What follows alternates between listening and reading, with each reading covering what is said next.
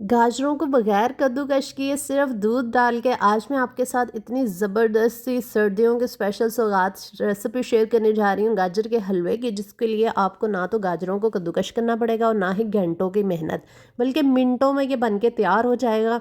और इतनी आसान रेसिपी आज से पहले आपने कभी नहीं देखी होगी।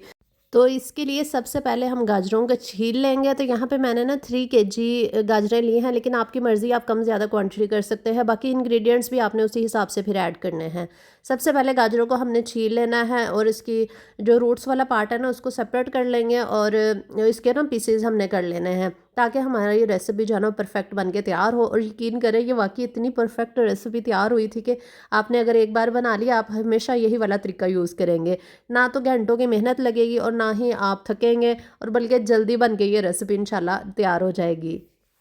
क्योंकि पहले वक्तों में जब हम गाजर का हलवा बनाया करते थे तो घंटों हमारे गाजर को क्रश करने में ही गुजर जाते थे और कोई करता नहीं था, थकावट हो जाती थी, हम लोग भून भून के थक जाते थे, पूरा दिन ही लग जाता था गाजर का हलवा बनाने में। मुझे याद है कि अम्मी बनाया करती थी तो पूरा पूरा दिन पतीला बड़ा चढ़ा लिया किया करते थे और 5 किलो से ज़्यादा ही बनाया करते थे, और वो एक ही दिन चलता था और बहुत मज़ा आता था, क्योंकि माओं के हाथ का तो अपना ही भी टेस्ट होता है ना। तो खैर आजकल क्योंकि जदीद दौर आ गया तो फिर ख़वातीन को होता है कि इतनी मेहनत करने से अच्छा ना ही बनाएं। लेकिन अगर आपको आसान तरीका मिल जाए तो और क्या चाहिए। आसान से तरीके से अगर आप बना लेंगे तो इतना अच्छा बनता है, और आपको पता है ये इतना टेस्टी लगता है। खाने के बाद आप इसको एंजॉय करें, एज अ स्वीट डिश भी खा सकते हैं। और टेस्टी तो इतना ज़्यादा होता है कि हर एक का ही फेवरेट होता है। सर्दियों में ख़ास तौर पे लाजमी हर घर में ही बनता है। कोई ऐसा घर नहीं होगा जहाँ पे ये गाजर का हलवा ना बनता हो, क्योंकि ये सबका ही फेवरेट होता है। तो मैंने तो यहाँ मैं भी फ़र्स्ट टाइम ही इन सर्दियों में बना रही हूँ, क्योंकि मैं भी हर सर्दियों ही बनाती होती हूँ। तो इस दफ़ा थोड़ा लेट हो गया था, तो मैंने कहा चले फिर आज बना लेते हैं। अब तो सर्दी भी थोड़ी ज़्यादा होगी और वैसे भी गले ख़राब, फ्लू फीवर हो रहे हैं बच्चों को। तो ये सर्दियों में हमारी स्पेशल अच्छी सौगात है जिसको हमें बनाना चाहिए लाजमी। तो गाजरों के ना मैंने यहाँ पे ना छील के ना अच्छी तरह वॉश कर लिया और फिर उसके टुकड़े कर लिए, पीसेस कर लिए थे यहाँ पे। वैसे तो मैंने छीलने से पहले भी इनको अच्छी तरह से वॉश कर लिया था, लेकिन अब मैं दोबारा से इनको ना अच्छे से वॉश कर लूँगी, क्योंकि कटिंग के दौरान भी मिट्टी वगैरह लग सकती है। और गाजरों को वैसे इनकी रूट्स को ना मिट्टी लगी होती है, तो इनको अच्छे से वॉश करना बहुत ज़रूरी है। तो अभी मैंने एक बाउल के अंदर निकाल के ना पानी डाला है और उसको अच्छे से वॉश कर लिया है। क्योंकि मैंने इसको ना खुले पानी से ही वॉश किया था, लेकिन अब वीडियो बनानी होती है तो फिर आपको तमाम स्टेप्स जो है ना वो हमने करके ही दिखाने होते हैं। तो इस वजह से फिर मैं वीडियो बनाने के लिए भी मैं आपको वॉश करके दिखा रही हूँ कि मैंने इसको अच्छे से वॉश किया है। लेकिन अगर मैंने ये स्टेप ना दिखाते तो फिर आप लोगों के कमेंट्स आने लग जाने थे, बाजी तुसी गाजरां नूं साफ वॉश तो कितना नहीं है। इसलिए मैंने कहा कि ये स्टेप दिखा दूँ, क्योंकि लोग बगैर कुछ जाने कमेंट्स करने लग जाते हैं ना। चले कोई बात नहीं, इसलिए हम लोग इन बातों का ध्यान रखते हैं कि कोई भी मिस्टेक ना हो, जिससे आप लोगों को जो है वो कमेंट्स करें इस तरह के। खैर अच्छे से मैंने गाजरों को यहाँ पे वॉश कर लिया था और फिर मैंने बास्केट में डाल के रख दी ताकि ये ड्राई हो जाए। पानी नहीं होना चाहिए इसके अंदर, वरना वो अजीब सा टेस्ट आएगा पानी वाला। फिर मैंने इसके अंदर 1 लीटर दूध शामिल कर दिया, और ये मैंने फुल फैट मिल्क लिया है। हम लोग, आपको मैंने बताया था ना कि वो फार्म हाउस से लेकर आते हैं भैंसों के, और बिल्कुल 1 नंबर खालिस दूध होता है। इसमें कोई मिलावट नहीं होती, तो गाढ़ा दूध होता है और माशाल्लाह बहुत अच्छी मलाई भी आती है। मलाई भी मैंने आपको दिखाई थी कि कितनी ज़बरदस्त आती है। तो 1 लीटर दूध डाल के ना तो फिर मैंने इसको पकने के लिए रख दिया था। तकरीबन 15 से 20 मिनट इसको ना हम रखेंगे, और 15 से 20 मिनट के लिए ना मीडियम फ्लेम पे मैंने इसको रख दिया है। इससे ये होगा कि दूध को बॉयल आ जाएगा और गाजरें इसके अंदर ना सॉफ्ट होना शुरू हो जाएंगी। थोड़ा सा ही टाइम लगता है यहाँ पे, आपको ज़्यादा टाइम नहीं लगेगा, गाजरों ने बहुत जल्दी सॉफ्ट हो जाना है। उसके बाद फिर हम इनको मैश कर लेंगे। अभी मैं मिक्स कर रही हूँ और यहाँ पे मैं देख रही थी कि गाजरें सॉफ्ट हुई हैं नहीं, तो यहाँ पे ना अभी ये सॉफ्ट नहीं हुई थी, तो मैंने इनको अच्छी तरह मिक्स करके ना दोबारा से कवर कर दिया था ताकि ये ना अच्छे से सॉफ्ट हो जाएं। तो 10 मिनट दोबारा से किया, 10 मिनट पहले मैंने किया था और 10 मिनट मैंने दोबारा किया, तकरीबन 20 मिनट ही लगे थे इनको ना सॉफ्ट होने में। तो ये देखें, मैं जैसे जैसे हिला रही हूँ ना ये गाजरें टूटना शुरू हो गई हैं, इसका मतलब गाजरें जो है ना वो सॉफ्ट हो चुकी हैं। तो अभी एक गाजर निकाल के ना चेक कर लेते हैं ये सॉफ्ट हुई है या नहीं, ताकि हमें अंदाज़ा हो जाए कि गाजरें कितनी सॉफ्ट हो चुकी हैं। अच्छे से इनको हमने सॉफ्ट करके फिर ही ये मैश होंगी ना। तो यहाँ पे एक पीस मैं निकाल के देखने लगी हूँ कि गाजर जो है वो मैश हुई है कि नहीं फ़ोक के साथ। तो ये देखें मैंने इसको प्रेस किया और ये देखिए कितने अच्छे से ये सॉफ़्ट हो चुकी थी। तो इसका मतलब ये अच्छे से सॉफ़्ट हो चुकी हैं। अब हम इनको मैश कर लेते हैं। अगर आपके पास वो होता है ना मैशर जिसके साथ हम आलू वगैरह भी मैश करते हैं, तो उसके साथ ना ये ईज़िली मैश हो जाएँगी। तो दूध अभी इसमें था, मैंने कहा दूध पहले ड्राई कर लेते हैं, उसके बाद ना मैश कर लेते हैं, क्योंकि दूध गाजरों ने काफ़ी पानी अपना भी छोड़ दिया था, तो दूध इसमें ड्राई करना ज़रूरी था। तो मैं इसको साथ साथ स्पैचुला के साथ ही प्रेस करती जा रही थी, ताकि साथ साथ गाजरें भी मैश हो जाएं और दूध भी ड्राई हो जाए। 5 से 7 मिनट ही लगे थे, दूध हल्का सा ड्राई हो गया था और गाजरें भी मैश होना शुरू हो गई थी। फिर मैंने ये मैशर ले लिया, ये जो जिसके साथ हम आलू वगैरह मैश करते हैं ना, उसके साथ ये बड़ी आसानी से जो है ना वो गाजरें मैश हो जाएंगी। जब तक मैं मैश कर रही हूँ, आप लोगों से रिक्वेस्ट है कि वीडियो अच्छी लग रही है तो प्लीज़ लाइक कर दिया करें, कमेंट लाजमी किया करें, अपनी राय का इज़हार ज़रूर किया करेंगे आपको वीडियो कैसी लगती हैं। और इसके अलावा यूट्यूब से देख रहे हैं तो काइंडली चैनल को सब्सक्राइब कर लिया करें, और अगर फेसबुक या फिर टिकटॉक से देख रहे हैं तो काइंडली फॉलो कर लिया करें, ताकि ऐसी मज़े मज़े की रेसिपीज़ और वीडियोज़ आप लोगों से स्किप ना हो सकें, और नोटिफिकेशन भी ऑन कर लिया करें। कमेंट तो लाजमी आपने करना है और बताना है कि आपको मेरी वीडियोज़ कैसी लगती हैं।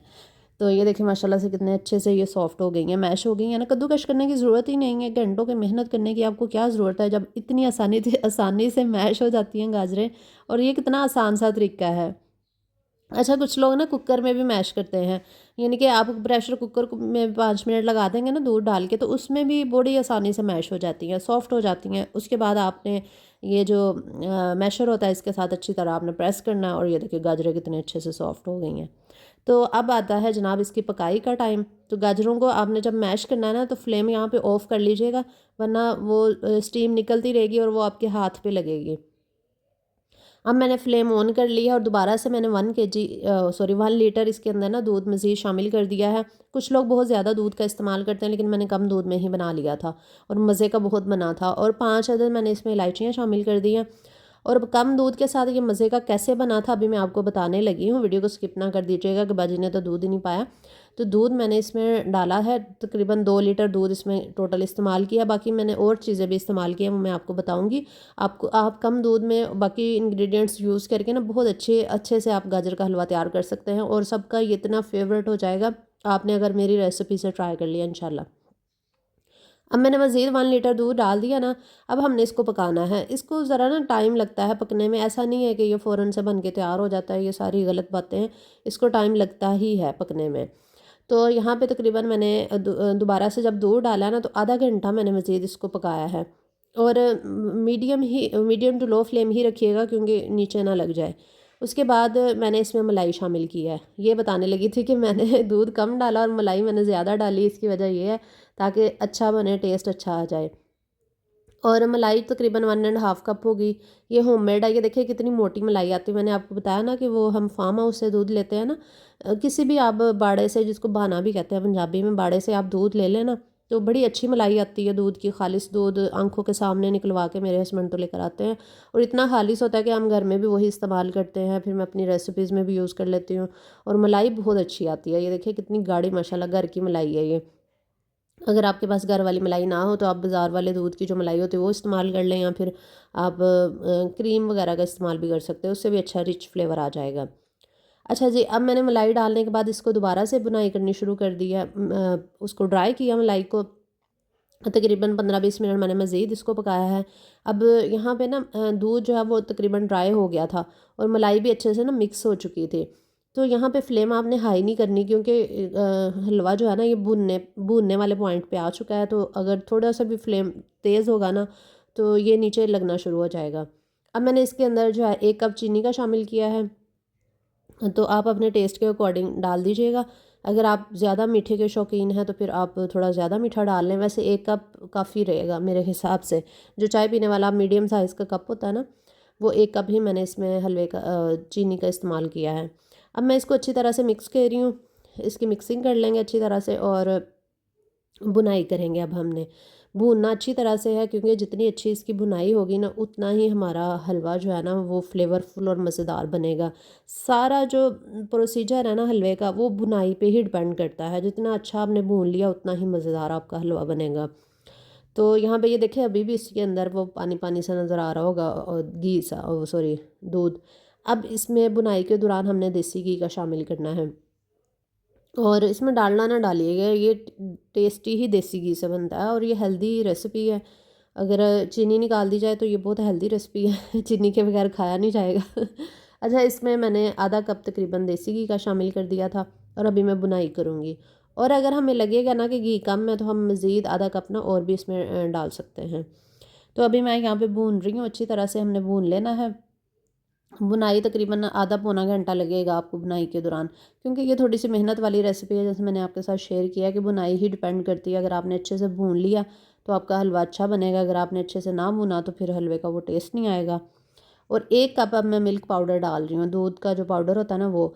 ये समझ लें खोया ही है, इससे खोए का ही टेस्ट आएगा। यहाँ ये डाल लें या फिर खोया डाल लें, एक ही बात है। लेकिन ये जो मिल्क पाउडर है इससे ज़्यादा अच्छा फ्लेवर आ गया था। ये आप ज़रूर डालिएगा, इंशाल्लाह आपका हलवा बहुत अच्छा बनेगा अगर आपने मिल्क पाउडर के साथ बनाया ना। तो बस अब मैंने इसको भूनना शुरू कर दिया। यहाँ पे मेरे शोल्डर्स में पेन होना शुरू हो गया था, क्योंकि ये मेहनत वाली रेसिपी है और इसको भूनने में काफ़ी टाइम लग जाता है। अल्लाह जन्नत नसीब करे। अम्मी कहती होती थी कि गाजर के हलवे को इतना भूनना चाहिए कि ये रेड कलर में आ जाए, और इसकी बुनाई बहुत अच्छे से करनी होती है और घी सेपरेट हो जाना चाहिए। तो अम्मी जिस तरीके से बनाया करती थी ना, तो उसी तरीके से मैं ना आपके साथ शेयर कर रही हूँ। तो मैंने इसको अच्छी तरह से भून लिया। अभी इसकी मज़ीद बुनाई हमने करनी है, अभी ये बुना नहीं है।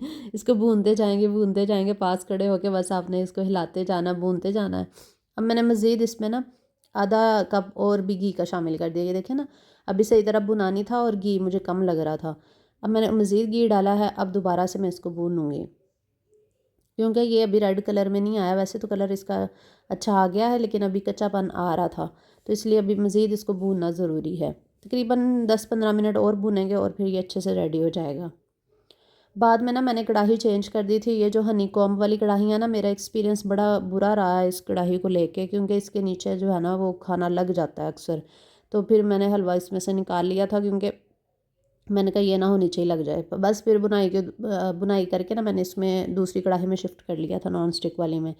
और ये जो खोया मैं डाल रही हूँ ना, ये मैंने गार्निशिंग के लिए मंगवाया था, लेकिन मैंने थोड़ा सा इसमें भी शामिल कर दिया। मैंने कहा हाफ़ जो है वो हलवे में डाल देती हूँ और हाफ़ गार्निशिंग के लिए रख देती हूँ। तो लेकिन अगर आप स्किप भी करना चाहते हो तो आप कर सकते हैं, क्योंकि हमने इसमें मलाई इतनी ज़्यादा डाली है, मिल्क पाउडर ऐड किया है, दूध भी डला हुआ है, तो ज़रूरत नहीं है खोया डालने की बाज़ार का। लेकिन फिर भी अगर आपने मज़ीद रिच बनाना है तो आप डाल दीजिएगा, क्योंकि इससे और मज़े का फ्लेवर आ जाएगा। तो बस अब बुनाई का टाइम आ चुका था यहाँ पे, और ये देखें मैंने कितने अच्छे से इसकी बुनाई की है। माशाल्लाह से घी सेपरेट होना शुरू हो गया था, ये देखें आपके सामने। और जब घी सेपरेट होना शुरू हो जाए, हलवा बहुत अच्छे से भुन जाए, तो फिर आपने फ्लेम को ऑफ़ करना है।